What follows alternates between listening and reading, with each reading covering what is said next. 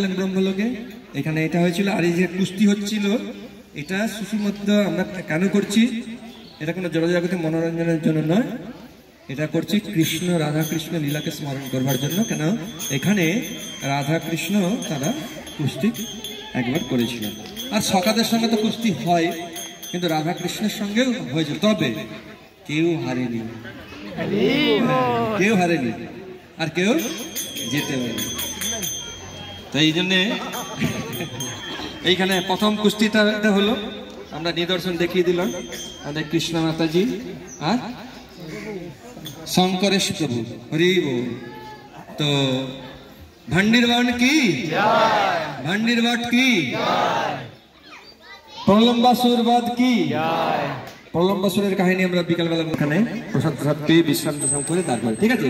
এই যে দেখেছেন, এটা পরিক্রমা করেছেন তো আপনারা? হ্যাঁ, এবারে চলুন।